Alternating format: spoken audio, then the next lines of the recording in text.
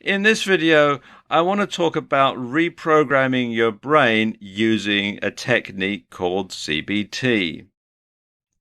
Now, what is CBT? Well, CBT stands for Cognitive Behavioural Therapy. And according to the UK's National Health Service, cognitive behavioural therapy, otherwise known as CBT, is a talking therapy that can help you manage your problems by changing the way you think and behave. It's most commonly used to treat anxiety and depression, but it can be useful for other mental and physical health problems. Now, before you start thinking that because I'm using words like therapy and mental health, I'm implying that you must be some gibbering, straitjacket-wearing nutjob who needs to be locked up in a padded cell for his or her own protection, like our friend here, to benefit from CBT, nothing could be further from the truth. Everyone can benefit from introducing CBT into their lives. CBT is based on the concept that your thoughts, feelings, physical sensations and actions are interconnected, and that negative thoughts and feelings can trap you in a vicious cycle. CBT aims to help you deal with problems in a more positive way by breaking them down into smaller parts. And it looks for practical ways to improve your state of mind on a daily basis. So, how does CBT work in practice? Well, generally, it involves several steps and several different techniques that, when combined, allow you to control the way that you think and feel. The start is to identify the way you feel and what you're thinking when you're doing something. And one technique is to use mindfulness meditation. Simply by choosing not to let your thoughts and emotions affect you, you can become less controlled by them and less susceptible to your own fears and negative thoughts. Just empty your brain and concentrate on the here and now and what's going on around you. But at the same time, when the thoughts do start to creep in, you're going to make a note of them so you can try and change them. And this technique is called journaling. And what you do is you write down the feelings as they come to you, or you can write them in a journal at the end of the day. The next steps fall under the category of cognitive restructuring, and you can think of this as reprogramming yourself. And the first is thought challenging. Now, thought challenging is simple. It means that you're looking at all those thoughts that you made a note of, and now you're challenging them and testing whether or not you think they're really true.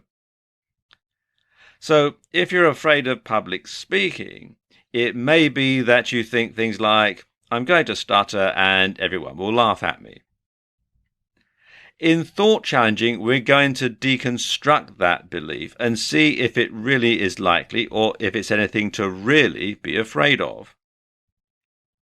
So ask yourself, why would you stutter? Do you normally stutter when you talk? Why would people laugh at you? Are people usually that unkind? Would you laugh if someone had a hard time giving a speech? Or would you be more sympathetic and understanding than that? Does it matter? If you aren't going to see these people again, why does it matter what they think of you? Ask yourself these things and focus on the fact that the worst case scenario really isn't all that bad. Once you can start doing that, you'll see there's nothing to be afraid of. You can even repeat a maxim to yourself as a positive affirmation. It really doesn't matter what these people think of me. It really doesn't matter what these people think of me. You can think that to yourself over and over again. Hypothesis testing can be one of the most unpleasant and upsetting parts of CBT, but it's also by far one of the most immediately effective. The idea is that you're looking at those fears that you have, and then you're going to test if they're true. Now, let me give you an example from my own experience. When I was a boy, I had a terrible fear of escalators.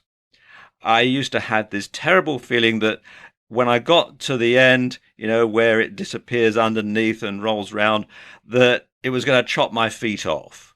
Or that if I was going up the escalator, a shoelace or a piece of clothing would get snagged in the escalator itself or in the handrail, and then when we got to the end, it would rip my arm off or rip my leg off. I mean, I didn't realize that escalators do have fail-safe devices built in to stop that happening. So every time I went anywhere and there was an option to use the stairs instead of the escalator, I always took that. And the more I avoided escalators, the worse my fear and my phobia got. Well, one day, I suppose I was about 10 years old, and I went up into central London with my parents, and we took a journey on the London Underground, on the tube.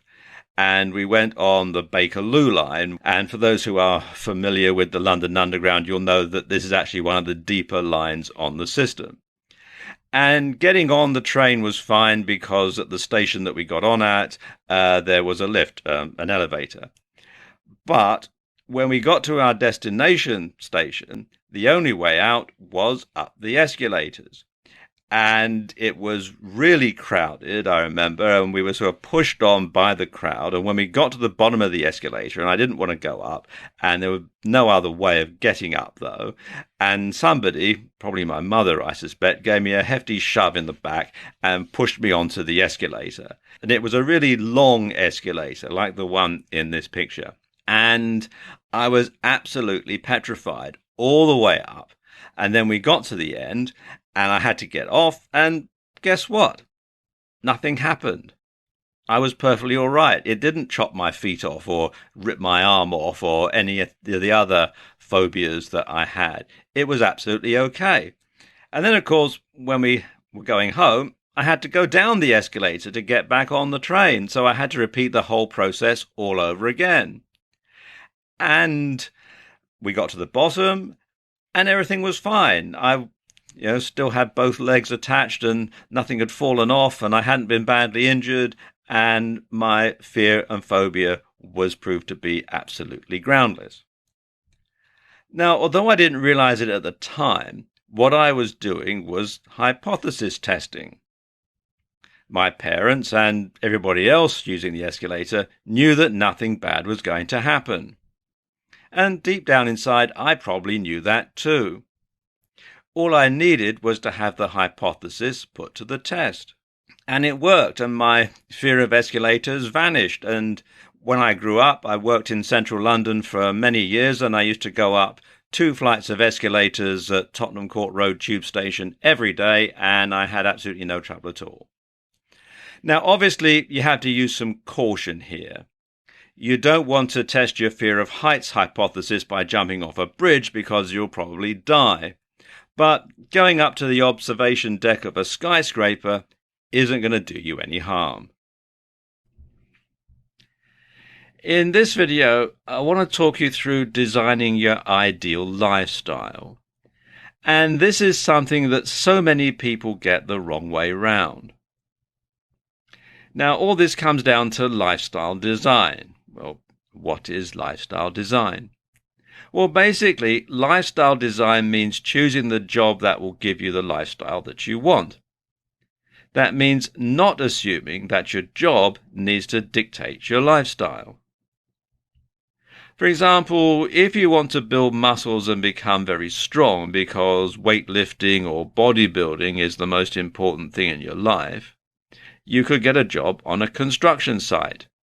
You'll get plenty of fresh air and exercise, and the constant lifting will build your muscles. The money tends to be pretty good, and you'll also save a fortune in gym memberships. If your main desire is to travel, you can get a job with an airline. Cabin crew jobs, especially on long-haul flights, give you the opportunity to travel to far-flung places. Airlines also offer subsidized or even free travel to ground-based employees, So a job in reservations, publicity, or even the accounts department could give you the opportunity to do a lot of traveling in your spare time. If flexibility is what you crave, then working online is probably for you. You can provide a service freelance, sell a digital product via your website or blog, run a drop shipping business on eBay, or a combination of all of them. You set your own hours, and you can even travel the world as a digital nomad. All you need is your laptop, a good Wi-Fi connection, and you're set to go. You can work from anywhere, anytime you please. The thing is, don't be afraid to be different. This may mean doing a manual job that lets you get fresh air and exercise. Or it might mean doing a job like rubbish collection that lets you work better hours. The problem people have with this is it's not what they're used to. Too often we feel like we need to live a certain lifestyle in order to live up to what's expected of us, or to be, in quotes, normal. And even if you'd be happier as a construction worker, you might go ahead and become an accountant to keep your family happy or to feel as though you're a success. And this is a mistake, and your happiness is what should always come first. Likewise, you shouldn't be afraid to be a little unusual. Maybe you want to combine careers in a way that's not particularly common and that onlookers would find strange, but that's fine, really. Don't be afraid to be the first. The fact that you're happy with the lifestyle that you're leading is really what matters. One of the things that all of us have to do in life at some point is to overcome obstacles. And it's how you approach the situations and how you devise strategies and tactics to overcome those obstacles and achieve success that separates people who are really successful from the also-rans in the rest of the community. When I was at school, one of my teachers had a poster on his classroom wall, and it said, "When life gives you lemons, make lemonade." And it took me a while to figure out what the poster was really saying, because, when life gives you lemons, make lemonade. Well, what if you don't like lemonade? But really, the message of the poster was that you need to make the best out of what you've got. You can't always have a smooth situation. Sometimes you might have some lemons. Well, you need to do something about that, and the way to do that is to make lemonade. And every obstacle can be turned into an opportunity. You just have to learn how to approach it differently to most people, and this takes creativity and perseverance. And in fact, some of the most successful people on the planet have had to overcome obstacles that would finish off most people. And often this involves thinking outside the box. Now, according to Wikipedia, thinking outside the box, also known as thinking out of the box or thinking beyond the box, and especially in Australia, thinking outside the square, is a metaphor that means to think differently, unconventionally, or from a new perspective. And this phrase often refers to novel or creative thinking. The term is thought to derive from management consultants in the 1970s and 1980s, challenging their clients to solve the 9 dots puzzle, whose solution requires some lateral thinking. Now, basically, as you can see on the screen here, you have a grid of 9 dots. And the goal of the puzzle is to link all 9 dots using 4 straight lines or fewer, without lifting the pen, and without tracing the same line more than once. So, how would you solve this puzzle? Pause the video now and give it a go.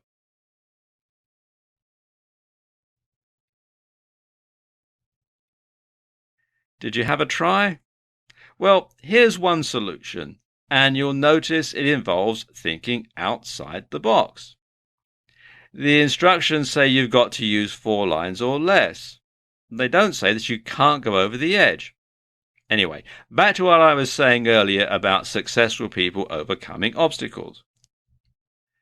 Did you know, for example, that when Thomas Edison's laboratory and factory burned to the ground, he didn't do what most people would do and go, "Oh no, that's it, I'm finished." Instead, he saw the opportunity to rebuild and make it newer and better. And this enabled him to take advantage of new technologies, many of which he'd invented, and go on to make even greater discoveries. Bill Gates' first business went bust, so raising finance for his next venture must have been a real obstacle. You go to the bank manager and ask for a loan, and they want to know what your experience is in business, and you say, well, my first company went bankrupt with massive debts, and the bank manager will say, thank you very much, and show you out the door. So obviously it took a lot of ingenuity for him to actually find the money to start his new venture to overcome that obstacle. And of course, the new venture was Microsoft, and it went on to make him a multi-billionaire. But for a lot of people, the fact that they've had one business and it's gone under, that is going to make them, a credit risk as far as conventional finance is concerned, and they won't be able to overcome that obstacle if they follow the conventional route. Oprah Winfrey got fired from her first job as a local TV station because the producer thought she was unfit for television, which is hardly a glowing reference, so she had another big obstacle to overcome when she tried to get another job at another TV station. And if you've ever been fired from a job, you'll know that it is actually very difficult to find another one in the same line of work when you can't get a reference and your previous boss thinks you weren't any good. James Dyson got fed up with his vacuum cleaner losing suction when the bag got full, but he went through over 5,000 prototypes before he perfected his bagless vacuum cleaner. Now, I could go on, but I think you get the picture. Now, sometimes brainstorming is the best way to come up with ideas and overcome obstacles. In a brainstorming session, a group of people get together and try to come up with as many ideas as possible. Everything, no matter how silly it might seem, gets written down. And actually, sometimes coming up with a silly idea that you know isn't going to be taken any further can spur other people in the room to come up with actually a really good idea because your silly idea gets them thinking. Now, all these ideas get whittled down to a few good ideas or solutions that are researched further, and the best idea is acted on or put into practice. And the best thing to do in a brainstorming session? You guessed it, think outside the box. You don't need to be a clairvoyant to see your bright future before it happens, and in fact, it's very easy to do. Confused? You won't be after you've seen this video. Now, most people believe that we think in thoughts. That is to say, we have an inner monologue that works like the thought bubbles in comic books. Recently, though, more research suggests that we think in lots of modalities. Sometimes we visualize. Sometimes we imagine our bodies doing something and almost feel what we're thinking. And sometimes we just know. And this latter example is called unsymbolized thought. In fact, thinking with our bodies and our senses might just be what enabled us to develop thought in the first place. Now, briefly, embodied cognition is the idea that all our thoughts eventually relate back to physical experience. So you can imagine something because you've done it. When someone says something to you, or when you think something, your brain interprets this in such a way that it gives it meaning. You don't inherently understand language, which means the brain must be translating it into some kind of pure meaning. Psychologists once believed that the brain had a language of its own that they called mentalese. More recently, though, more and more experts adopted the belief that we understand things by visualizing them. When someone tells you a story, you understand the story because your brain visualizes it happening to you. Now, when somebody tells you that they walked along the beach, you visualize the color of the sand. You imagine the sea breeze on your skin, and you almost hear the sound of the waves breaking. When we think higher level thoughts, we understand them only because we can relate them back to our own physical experiences via abstraction. Maths, after all, is fundamentally based on counting. This is also consistent with the idea that areas of our brain light up during visualization, just as though we are really engaging in the action. So, if you imagine yourself swinging a golf club, then the neurons relating to that movement will fire in your brain, and as far as your brain and body is concerned, it might as well be happening. Don't believe that visualization can trick your brain into thinking something is happening and thereby alter your emotional state? Well, just try reliving some of your most upsetting moments or imagining scenes from a very sad movie, and you'll start to feel incredibly sad in no time. So, how can you use this power of visualization to improve your productivity or to help you achieve your goals? Well, there are a number of different ways. The best way is just to imagine what it will feel like to achieve your goals. Create a detailed mental image of the desired outcome using all of your senses. For example, if your goal is to lose weight, imagine what it will be like to put on a pair of jeans in your desired smaller size. Imagine what it will feel like to walk down the street wearing them. Think of the compliments you'll get from friends and family. Imagine how good that's going to feel. The anticipation of getting the desired result can act as an incentive for you to go out and achieve the goal. You can't wait to experience those feelings for real. Now visualize the opposite. Imagine it all going wrong and then remember why it matters. You can do the same thing with almost anything you're struggling to focus on.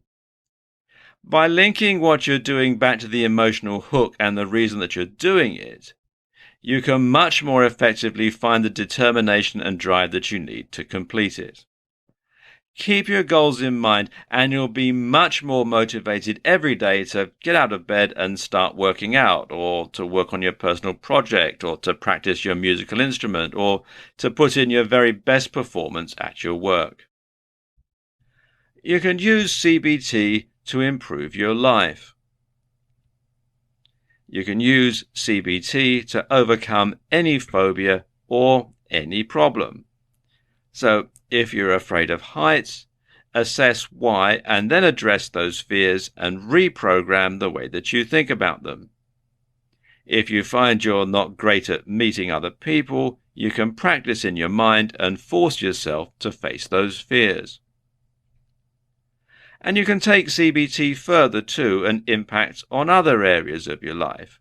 For example, if you're someone who struggles to get to sleep, you'll know it can impact on every other aspect of your life, leaving you tired and stressed. The problem? Well, the later it gets, the more stressed and anxious you become.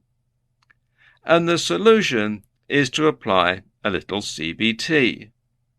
This time, the focus is going to be on identifying your thought processes and seeing what would be more useful in that given moment.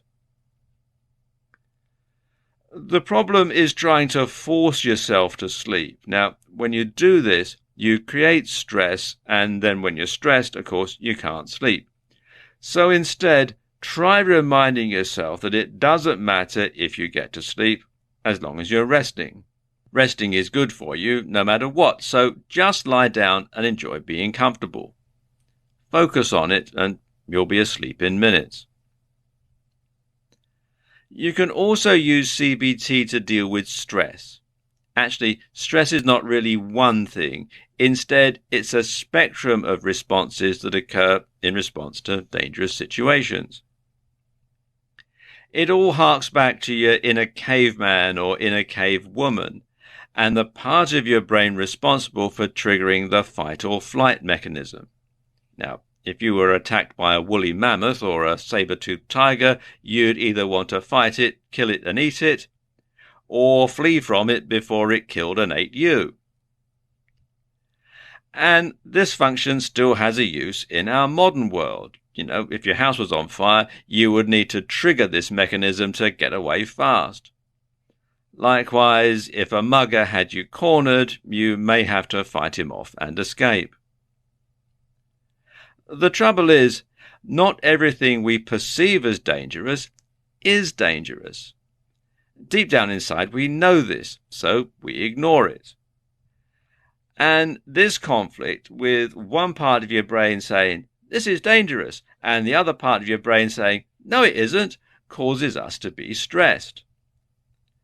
Now, of course, some stress can be good for you. If you're up against a deadline at work or you're studying for an exam at school, then stress can spur you on to achieve your full potential.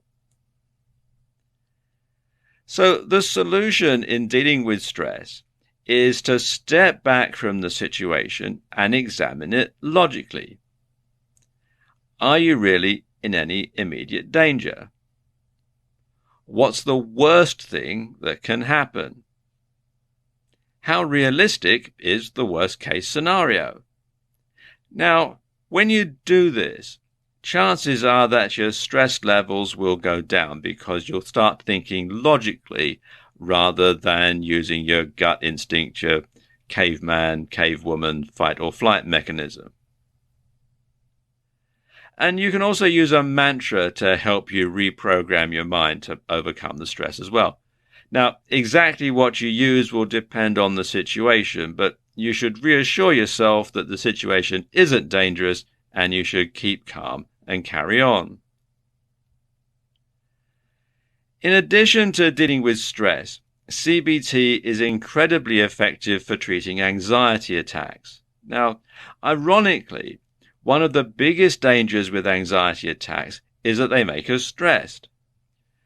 Because we're stressed about anxiety, this makes us become even more stressed, and we work ourselves up into a fluster that can end with fainting and hyperventilation. Not good. The solution? Well, just acknowledge it for what it is and allow it to pass. Say to yourself, this is an anxiety attack. I must let it run its course, and then you just allow it to happen. And go about your business as you normally would, and don't try to do anything about it. You can also do something similar when trying to be less stressed generally, especially when you're trying to calm yourself before a first date or before an interview. Instead of worrying about being stressed, just remind yourself that some stress can be good for you. Something else that's very powerful that you can use is to apply a gratitude attitude. Now, this is a bit like CBT, except in this case, you're not trying to combat a fear or stress. Instead, you're simply going to change your focus again, and this time you're focusing on what makes you happy and what you're grateful for. And this is a great change because a lot of us are so caught up in everything that's wrong, we never think about how much is right. So take a moment at the end of each day and write down the things that you're grateful for. Your spouse, maybe. Your job, your house, your cat, the computer game you're playing. Write it all down and be grateful. Because there's so much to be happy about, but a lot of the time we miss it. So take your new ability to change the way you think and focus on it. And suddenly, everything becomes happier.